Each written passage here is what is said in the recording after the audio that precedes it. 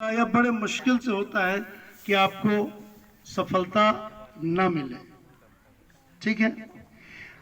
और उसके अलावा जैसे भी हमारे मैनेजर साहब ने बताया कि करियर केवल एजुकेशन डिपार्टमेंट में ही नहीं होता, या कि मतलब एकेडमिक एडमिनिस्ट्रेटिव पोस्ट, प्रशासनिक पदों में जाना, कलेक्टर, एसपी ये बनना, सरकारी नौकरी ही करियर नहीं होती।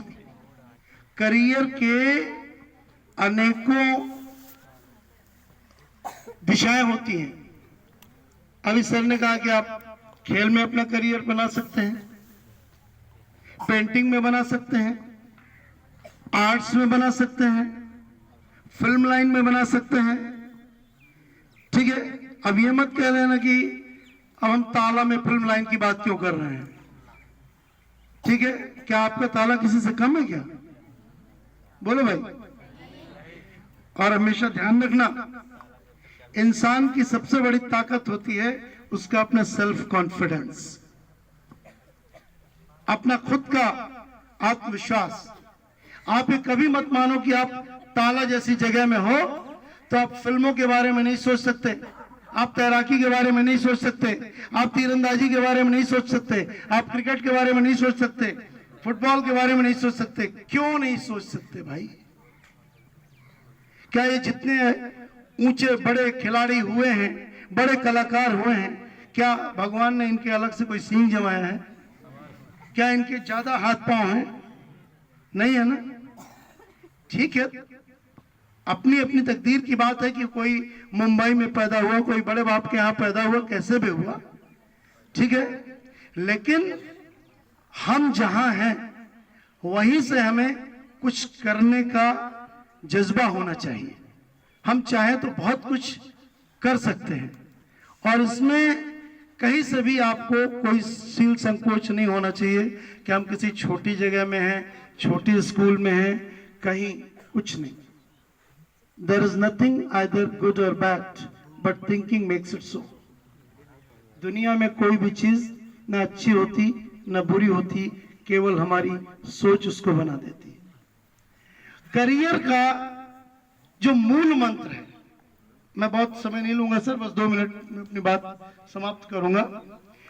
करियर का मूल मंत्र है सर्च ऑफ सेल्फ,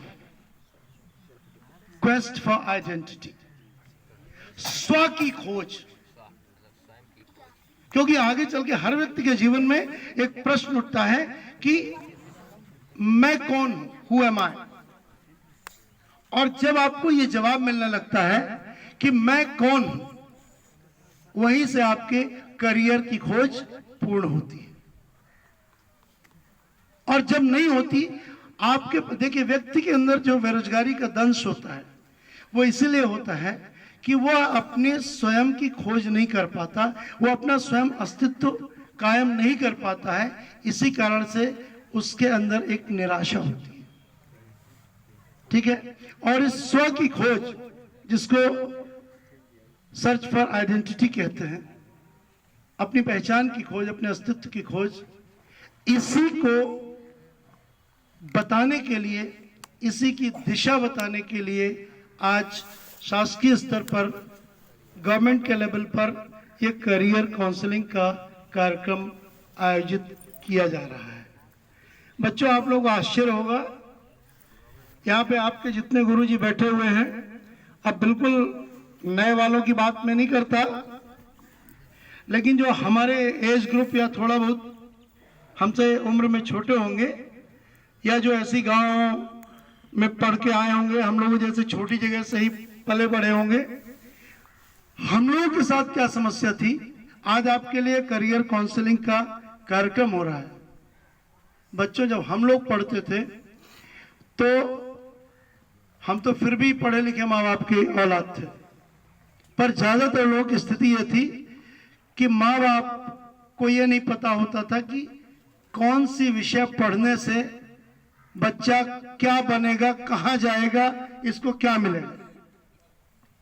बस जैसा फलाने ने कर लिया वैसे तुम भी कर लो, ये वाली धारणा होती थी। आज तो कम से कम ईश्वर की कृपा से आज हमारा समाज इतना विकसित हो चुका है, इतना आगे जा चुका है कि आज हर चीज का तोड़ है, हर चीज की दिशा दिखाने के लिए आज शासकीय कार्यक्रम आयोजित हो रहे हैं। और आपको कम से कम यह पता चलने लगा है कि इस विषय को पढ़ने पर, इस ट्रेनिंग को करने पर, इस तरफ जाने से हमें यह चीज हासिल होगी। आप लोग बहुत सौभाग्यशाली हैं कि आप लोगों को यह अवसर मिल रहा है। बस केवल दरकार इस बात की है कि आज आप उस अवसर का लाभ उठाएं और सही दिशा में अपने कदम बढ़ाएं, जिससे आपको निश्चित रूप से अपने मंजिल में पहुंचने से कोई रोक नहीं सकता।